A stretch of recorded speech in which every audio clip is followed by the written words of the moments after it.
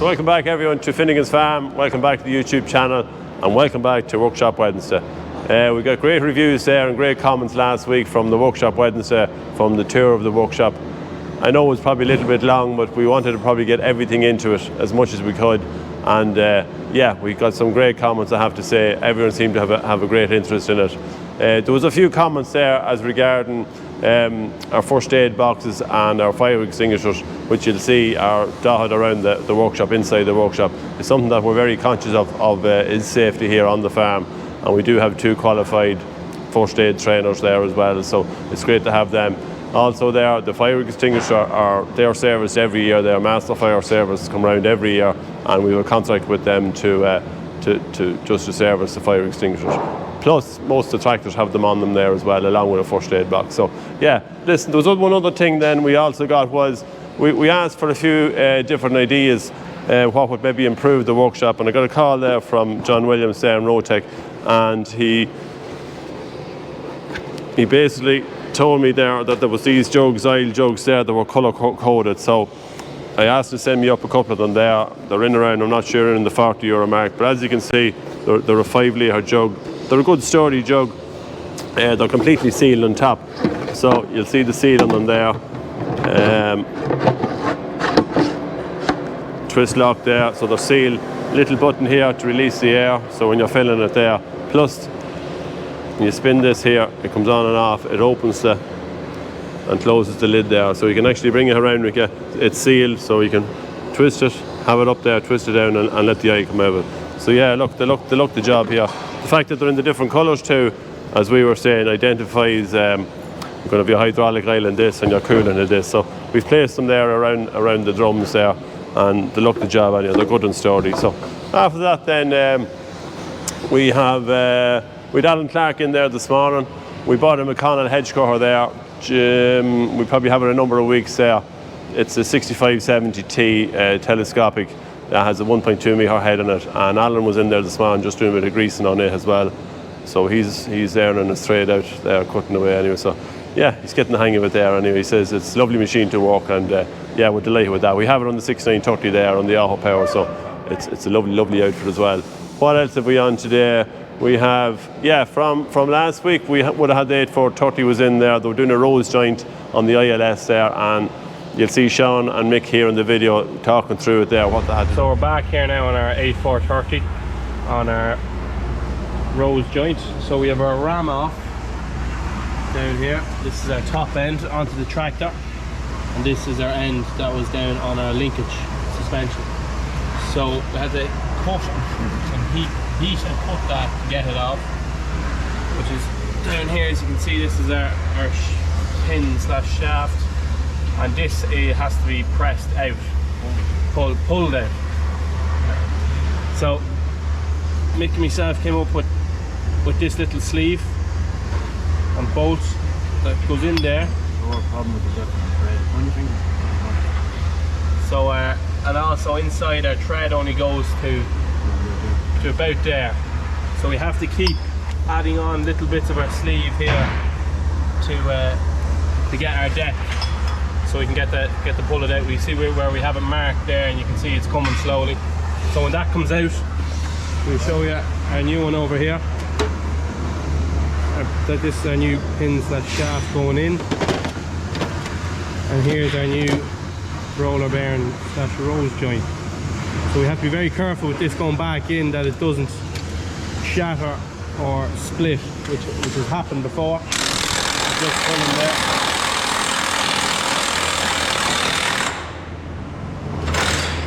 So we'll keep motoring on here on this.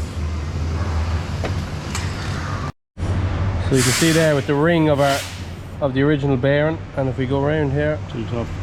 to the top here where it was load, where the load has been bared on it, the ram, it's gone tin. It's gone, well, it's nearly gone completely. You can just see the way it just tins out there. So, And the pins. and the pins that was Lock it in the bearing shell. Or roll joint shell, whatever you want to call it. and that was put on by the last man that had it.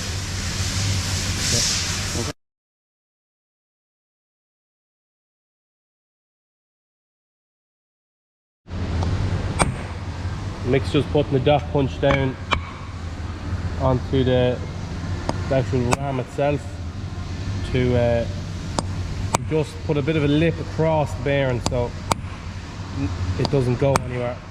Can't really do with the washer. Yeah. On the outside the ram, plus the inside, then you have the suspension arm. But no harm. I'll tell you what to try, Sean, now, a bit of grease.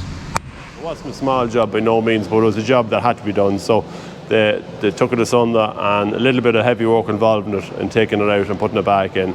But they got it back in, and it's currently away now in the 7/4 ploughs, parked over from the shed there. We also have Cahill there. We had one of the forklifts in there last week. We done the ballast spray on the back of it. It was a little bit tacky looking, so he says he'd take it in and he'd spray it up. So he'll go through that with you there, the little bit of preparation and the spraying of it and things like that. So you can see the back of the forklift here. It's the same one that was in the workshop. It's just took a few hits there, and she just needs an out refreshing the painting.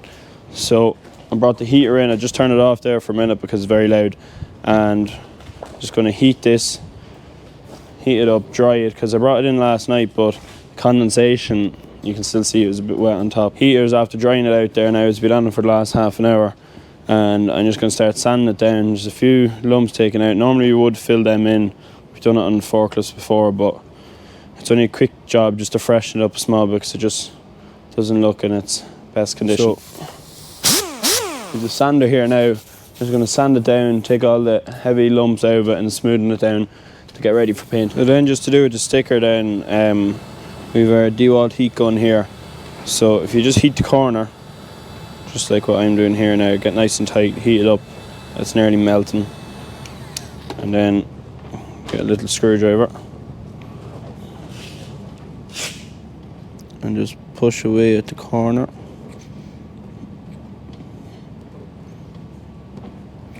Enough that you can grab it with your finger,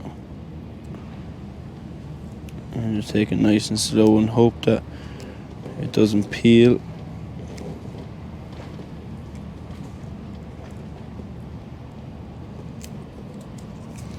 And I'm just doing that with the rest of them here now.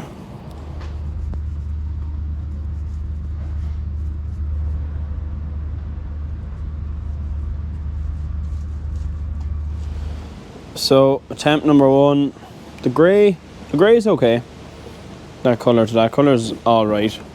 It just needs to be washed. It should be the same colour, but the red is absolutely horrific. I thought that might come to that colour, but that's more an orangey. That's like your case red.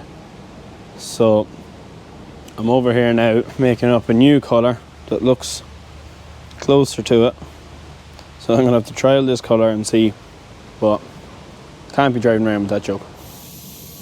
So of course, as I finish one forklift, another one just appears, so now I have to do that one as well. The red is close, still not 100% happy with it, but it'll do.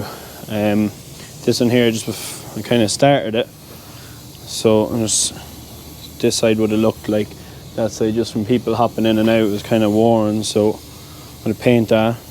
Tidy up the floor from feet marks just worn away, and then I painted the bottom of this forklift, but I tried to mix paint to get that colour, and it just physically was not possible. I couldn't get it bright enough because the yellow was making it too dull and the red was just bringing it too red. So I have that ordered for the morning. I'll do that in the morning, and then these two forklifts will be looking fresh. So I've just completed the forklift here, took the masking tape off. As you can see, it's after cleaning up very well. Got the paint to match eventually. I had to add a bit of red paint because the first colour just did not look right.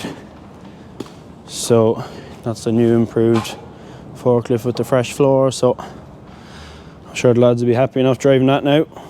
Looked a lot better than when it started with anyway. So back to you, Paul. So we also have the 175R in here with the destoners. It's that time of year again where we get the destoners ready. We brought the three of them home there. We just have one in at the minute. So we're going to go through the destoners. Marco now is, generally we go through them every year, don't we, Marco? Yep. What are the things that we look for on the destoner? First things is discs. Okay. Not be playing on the bearings. Yeah. Just, so you give them a twist. So we also look at probably how... yeah, toots. How sharp that is? How sharp that is? Belts, them chains inside here, every year need be new. New chain on it? Yeah. Okay. It's only for one season. The belts are not too bad at the minute. Well, we'll just have to have a look at them there to see a little bit of cracks. no cracks on them. And then inside then on the on this destoner we have 7 rows of shafts. We have a front steel shaft, and then we have 7 rows of finger shafts there. So what we're looking for there is basically no broken fingers. Sometimes be wrapped wire. Need to clean this. So the lads have cleaned them before they put them away. Now they didn't wash them, but they cleaned all the twines out of them. So on first glance there, they're not bad. It's how they interlock them between the fingers, because if you have gaps there, that's where you can lose a lot of you get a lot of stones and get into the bed there. So the purpose of a destoner is, if anyone doesn't know, is to take the stones out of the ridge. So we create a big ridge, we go in with this machine and we take out the stones and the big clods, and the fine clay falls through, and that's the clay then that we're going to plant our potatoes into. So that's the basics of a destoner. We also have on the back of it here, we have 7 rows of stars, and then we have our web there, isn't it? Web. Yeah. So bars. So we'll be checking the bars, if there's any crooked bars or bent, broken ones. It's this not too bad looks. And then also the rollers then, Marco, is another. Yeah, rollers need to check, some be seized, stones stuck. Then them drives underneath need be checked as well. Yeah. So as we can see here, it's a split gearbox there. The drive line comes up through the middle here. We have a split gearbox going out here. Coming out on this side here, this drives your front shaft, which in turn drives your steel shaft as well. And then it drives 4 rows of stars here at the back, the 4 back shafts. And on the far side, it goes over the far side and it drives 3 on the far side. That's your 4 and your 3. So that's the configuration of the gearbox, the way it drives it from both sides. And also on the far side then, there's a long belt. If you go across here, you'll see the long belt drives it up, drives that back web. So there we have the long belt coming up, and we just check the tension on that. But after that then there's also these here, isn't there? Yeah, them drives need be make sure is too good, because then it starts slipping. Yeah, so all the stone, the clod will fall down onto this elevator, which it's folded up there at the minute, but it lies down straight, and it goes from, it can go left or go right depending on what direction you're going. And it's the drives here, because if you get a heavy load and these start slipping, well, you have to get out a big block. So so we're going to go through them in turn. We'll probably get the boys down from Grimme as well to come down and have a look, and sometimes we send them up to them depending on how we're fixed for time. It depends how busy we are here in the workshop, but they'll do a little bit of an appraisal on it, and it's up to us then whether we decide to bring it up or whether we decide to do it in-house. So we don't, it does, at the minute there, that one looks good anyway, doesn't it? Not too bad. A couple small jobs. Yeah, we've just seen there was one job there actually that we done. We kind of a little bit of a modification on it, and it was we put these bars here. We kind of weld them here on the side of the machine. What would happen was when the guys had turned tight with the wheel would rub it. Now it didn't cause much of a hassle on this side, but on the far side there, you have a kind of a cable running onto the control box there, or not the control box, on the ECU, and it got, you can see here, now we were lucky enough that it didn't cause any more harm to it, but it's not too bad when it turns tight, you can rub it. It's what happens if the tractor goes up and the wheel rises and this is underneath it, that's when it can actually go in there and can do a lot of damage. So possibly not the best place to put the ECU there, because I wouldn't like to be replacing that. So we just put these on both machines. Nothing much more to do on it. Is there? Just back axle, this spin, middle, swivel. Yeah. This is very important. Yeah, very important there. So it's going to get a good, just a complete overhaul, bit of greasing, check everything is working on it. And that'll be it, that one will be out, and then we'll bring the other 2 in accordingly. So last thing then we want to talk about is the we'll say a toolbox in the workshop, how important it is, and we spoke about our own toolbox being there for 20 years there on last week's video. So we're just going to run through it here with Sean as the apprentice mechanic there, just to get up and running. He doesn't need, all the bells and whistles. All the bells and whistles. But will you just talk us through your toolbox there, what you have there in it there for? We'll say for anyone that's starting now, what do you really need just to get going and as an apprentice? Yeah. So when I started out first, that's what I got. Tang Toolbox came with your standard ratchets, sockets, small few extensions. When I started getting going, into a month into it or so, built up getting better ratchets, longer ones, more power, more extensions, and then overall built on from what I needed. At a job, needed stubby spanners, got a set of stubby spanners, screwdrivers. I keep them up in my top drawers because they're the bits I'm using daily. Then this spanner collection, ratchet spanners, brilliant job. I have to say, but got them recently enough now, absolutely great job. Snap-on spanners, bit of length in them for extra power, and nothing too major. My Allen keys, Torexes, and a few long snips and pliers and stuff, just for my electrical bits. And then I have another electrical box down here with the normal. I've nothing too crazy for my electricals, just a few fittings, multimeter, crimpers, strippers, calipers, and then I do like this, John. Huh? So as you can see, very, very compact. That's 3.8 drive, isn't it? Yeah, 3.8 drive Milwaukee, and it comes with a big battery and then a smaller battery for tighter spaces and stuff you might need power. But I said to try and keep me standard sockets okay, I went and bought just a cheap set online on Amazon of impact sockets, which has been very good to me so far. Yeah, because these have a little bit of power in them. They could, yeah, you know, they could make bits of the ordinary 3.8 socket, couldn't they? Exactly, bust them, and yeah, you don't want to be doing that. So where was that? In here? Yeah, so it's just, there's nothing, as you can see, there's nothing too major. There's no real specialty tools just yet anyways. It's everything what I need to do when I'm doing my jobs, and I've me hammers and big spanners and pry bars and stuff down as well. So it's a fancy looking one, Sean. Yeah, the red rocket we call it. Snap on. Yeah, I have to say Alan Dennis there in Snap-on, he's been very good to us. Yeah. He came out to myself and Caleb and is supplying us, and with a good warranty. And he also came out one day, we were in trouble with the A430, Paul, I don't know if you remember. Right. We were trying to get a circlet back into the ram where we were doing the track rod ends, and rang him up, and within an hour he was out with a circlet pliers for us. That's fair service. Absolutely. You know, Has Caleb one of these? He has. There you go. That's not Caleb's, no? No. No, okay. I got it now. So yeah, so that's it for this week's Workshop Wednesday. Don't forget to like the video, subscribe, put a few comments in wherever you want to hear, wherever you want a bit of feedback. We like to get a bit of feedback here from the workshop as well. So that's it from this Wednesday. So from myself and Sean, we see you next Wednesday.